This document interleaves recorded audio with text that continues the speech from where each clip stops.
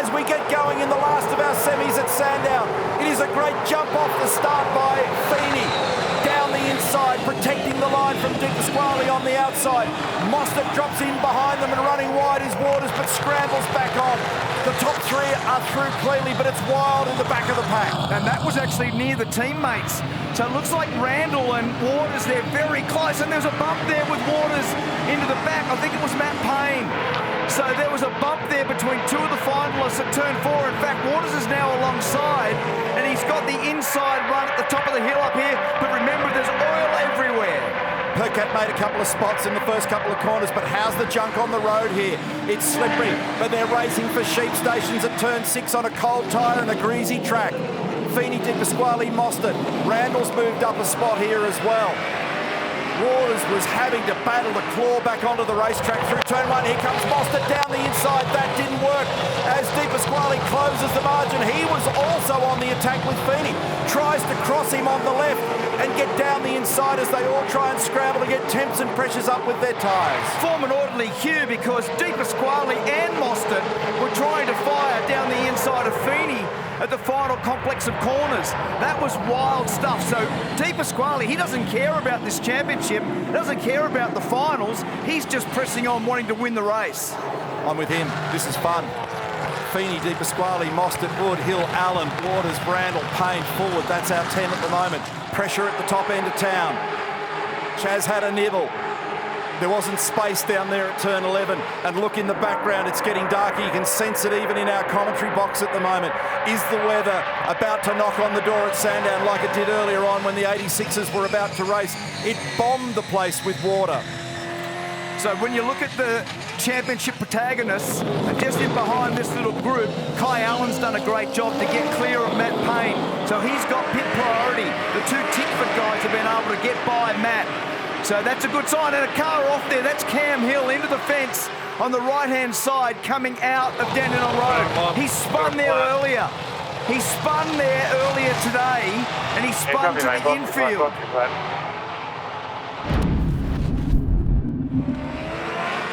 Turn 9, more water on the lens up there at the moment. Half a second is the margin between Di Pasquale and Feeney. That's seesawing. It's raining there now. And you can start to see those shiny little seams appearing on the road. Now, for the moment, you'll get away with slick tyre for the moment. But once you begin to see a water film as Wood and Golding come in to respond, once you see a film of water, those tyres will disconnect. There are people responding now that the pit window is open for the first CPS, the first of the compulsories. Wet tyre goes on for Golding. This is the battle, Mostert and Feeney. Up to second now for Chaz. So Mostert moves up a spot critically. Wood, Golding, LeBrock, Evans, Ojeda in the lane. Problem here for Woody. And Golding. That's killing him. That's killing him. Golding's first stop there. That'll be really important. So this is... boys, here we go. Here we go. Boys, we've got to get over on. Anthony McDonald on the radio, so this is just burning huge amounts of time. Sorry, Mark. If this impacts on Chaz getting here, this is horrific. So you've got to get rid of this car. They've got to get it out of the way, Garth. Guys, there's a heap of wheel nut that's stuck on the thread, so it doesn't matter. They can keep throwing wheels on it. The problem's on the spindle. So now as they pull it back off again, you can see there's a heap of aluminium. So this is the third wheel they've thrown at it. Oh, they've had to leave him out. So now Mostert has to stay out. Yeah, they need to drop it and move it. They've had to leave Mostert out. This is a massive call today. Di Pasquale and Feeney, Waters at Fullwood, Payne, Kostecki, Courtney, Cameron all in responding to the conditions. From the board. Double stack for Cameron and Courtney, the Blanchard Racing team. This is Bryce Fullwood. Mostert's got the lead, but he's had to potentially be delayed by virtue of car 2 and the problem on the front left corner of Ryan's car. Garth Tander explaining what's going on there. Well, he's got to just stay on the island now. Chaz has just got to stay on the island, get it back to the pit area. Now, they'll undercut him on getting out there earlier on a wet tyre. Yeah, for sure, and Golding was one of the first. So that's Golding there now. So he has made so much ground on the field. He has made huge ground by being the first car in. Great call. The wheel spin, listen to that, second, third, fourth gear. It's wheel spinning all the way down on the run towards turn 10. Di Pasquale on the right-hand side of screen. He's in front of Feeney and forward. Golding's moved up a spot here as well, or at least he's trying to. Yep. And in. And this is that slippery entry that I spoke about. Now, how much... All right, so we're ready for it, mate. He's in the lane. You're going to have to go past Woody. He's parked in the A just behind us. And remembering, he's already safe for Adelaide. But a result's still important. Heimgartner's now the leader. Heimgartner and Davison have not stopped. Now, that spot you can see on right of screen is actually effectively third in the race. So Mostert serviced out, but this is going to be huge because straight past him goes Di Pasquale. So Mostert has lost a huge amount of ground here. Will Brown in. So there's Anton, there's Feeney, and Golding is essentially up to third spot when he rounds up. And he's going to get him. So it was critical to see the rejoin there because they got the benefit of getting on the wet tyre earlier than Chaz, who was slip sliding around on the slick. They got an undercut with the wet. But it's not catastrophic. He's still in the mix, but he's lost track position. Now, whether they were intending to bring him in earlier or not, we'll find out with an interview in the garage, I'm sure, as to whether or not Ryan Wood and that car sitting there held them up longer, and there's the spindle on that car. Big plume of water coming out the back of Di Pasquale's car, who's under pressure here from Feeney. And he runs wide. Di Pasquale, he might even surrender the lead with the thing having a gigantic tail wag on the exit, and he has lost the lead as a result of that to Feeney. Nice move, Brock. So he just pulled out of the manoeuvre right at the end. He almost needs to be not too close at this corner in order to have a better go at him down the other end at turn 1. He's vulnerable to Brown now as a result of copping the curb down there at the final corner. Now Brown's going to get him here, and that actually might help Cam, and they make a little side-to-side contact. Waters stays with him on the outside, but he's in a difficult position, and there's another little touch on the run down there. So they keep on rattling on each other here, and Brown ultimately makes that pass move. Gee, that was pretty wild in the braking area there for turn 1. Side-to-side contact in the braking area between Cam and Will actually covered them. He just made sure that Cam wasn't going to dive down the inside of turn 4. Now here comes the pressure that we spoke about before. And here it is. Will Brown going to be the battering ram that I described, and he goes for the dive up the inside at turn 4 and does barrel down the inside, and has got pretty decent traction coming off the other side of that turn and grabs a spot in the process to third. Yeah, he did that with Ryan Wood yesterday. That's his specialty manoeuvre, and it works. It works, it's authoritative, it's slow, it's relatively low risk because you're not trying to fight on the inside of someone at 170 or 180k. We're riding with Cam Waters on the run down towards turn 9 now. He's going to have another nudge down the inside, but thought better of it. In fact, James closed that margin off pretty dramatically. He was diagonal into the corner, so he was wedging the space down there, and that would have been pretty awkward for Waters. Now he has another go, and this time he does get it done with a little glancing blow, and that knocks him out. In fact, has he done steering damage in the process or popped a tyre? Tyre by right looks like he may have popped a tyre. Right front's flat. And he has to come in. Now, what do they do? Because right now, you might be bold. If you're super bold, you stick a slick on this car. No, they're going to have to just put a replacement tyre on. You got me there, mate? But, okay. See, it's right on that cusp. Fuel, mate. Your wish is my command. Bad sportsmanship flags to cars 6 and 99 for exceeding track limits. Roaded fronts, new rears for Chaz Mostert. This is a good call. 6 and 99. Bad sportsmanship flag. That's Cam Waters and Cooper Murray. Slick tyres on, so this will be a real handful for at least 2 or 3 laps. This fella's got a ton of experience, and it's going to be lively for the next couple of laps, especially in the low gears.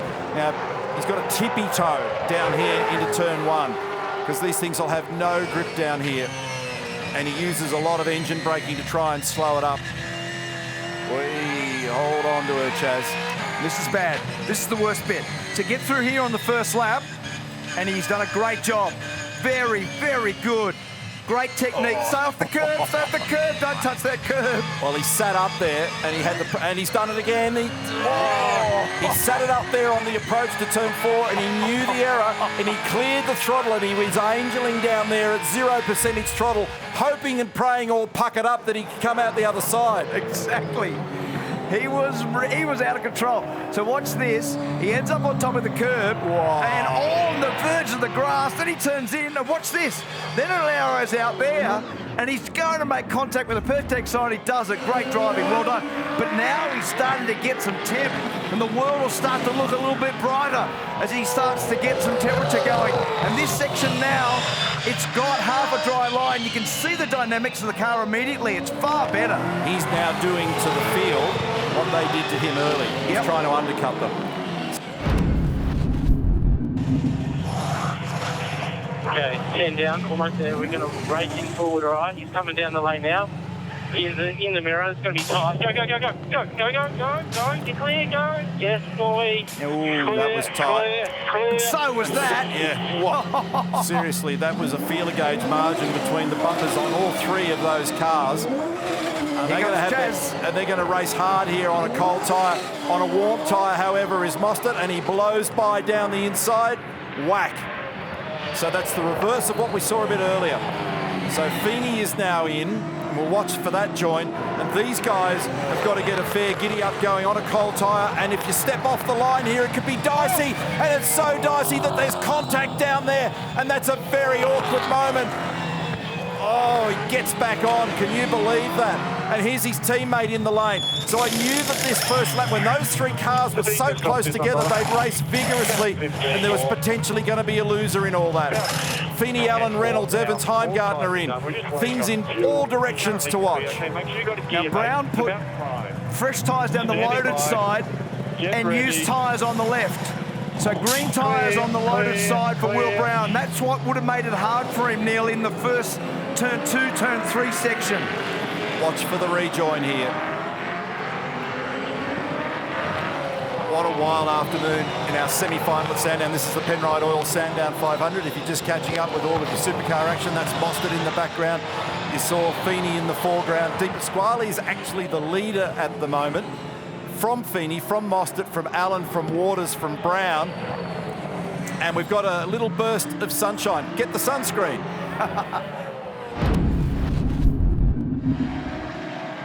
So has Mostert spun? Something must have happened because he took 15 seconds. He took 15 seconds. He just got caught there. And he had to rotate, and he's actually hit the tyres quite hard in the end. So there's no grip once he lifts it. We're on board now. Have a listen. Gassed it. Sideways, sideways. Bang. And although he hit it quite parallel, he's been able to get back out now. But I was just about to make the point, Neil, that the early call on the tyres, he gained 15 seconds on Anton Di Pasquale. That's how much ground he made. And that little mistake.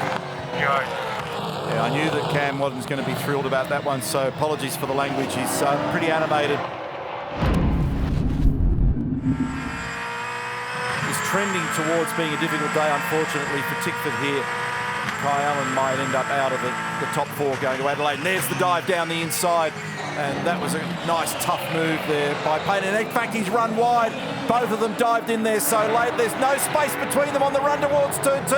They are playing for keeps here. And it's a fired-up Waters who wants to make a fight out of this one and has another dive down the inside at 4 and sends Matty Payne wide towards the fence. And this is going to tip the whole order upside down. Kostecki gets past. Steering damage, I think, Copy that, mate. Copy that. to Waters. Mostert goes by. So is that car misbehaving now? Right rear's flat. Right rear's flat for Waters. So all that drama unfolding there, that has caught him out in the end. Super aggressive stuff by Cam Waters there. Oh, he's going to battle to stay on. So can't turn. Did he stay on? Payne can't turn. There's a problem with Matty Payne's car. They're both wounded. So Waters limping back right rear flat. steering damage for Matt Payne. All profit for Brodie Kostecki and Chaz Mostert. Here they are. Mostert's back in the hunt under the rear wing of Brodie, and he has a lunge now in turn one. He blows by him. Can he stop it? Just. Only just did he get away with that. That moves him up into position number 4. Don't look away. Don't blink. Things change rapidly in supercars. Have a look at the amount of left hand down on the steering wheel. And it won't turn left. So not only is it a drama just driving along the straight line, it will not turn left. Ree? I think it's a damaged right front shock for Cam Waters, so his day is done. Oh my God, it's game over for him, unfortunately, in this battle for the grand final. All eyes here at the moment on Jackson Evans down the inside here. Is he on Matt Payne? And yes, clears him. So got quite a significant amount of damage in the right rear corner of that car, and in fact Aaron Cameron also slides on by. So we often talk about the cruelty of this sport, and when you contemplate the Cam Waters one there, he's ended up back in the pit. There's only 1 point there now, and he's about to lose another spot, so that's going to put him out. So yeah, it's gone. So Kai Allen under that scenario is already in. Teammates up. So Allen is in. The rookie might survive this wild afternoon at Sandown. This time through, it's going to be 1 lap remaining for this fellow who's put together a beautiful drive this afternoon, Brock Feeney. The numbers are on his side in 2025. Now he's got 3.1 kilometres to negotiate and 13 The corners. leader has to win the last lap. He's got a 3.993 second margin. And he did it by starting from the pole position. Gave himself the ideal opportunity to capitalise on the premium position. And in the process of negotiating this afternoon's motor race of 81 laps, he's had to fend off an angry pack. He's had to fend off an angry sky. Yep. Lots of different track conditions. And he's been able to do that. And he's doing it nicely. That's the engineering group. Closest to camera is Andrew Edwards, who's been with the team now for several years, was with Brad Jones Racing for a while. Martin Short to the right, and Jamie Whitcup, 7-time champion in the background, who's announced that he won't be driving for Red Bull next year, but he hasn't hung up the helmet as such. So it's been a mighty afternoon for this guy and for Team 18 as well. Best ever result coming up at Sandown here for De Pasquale.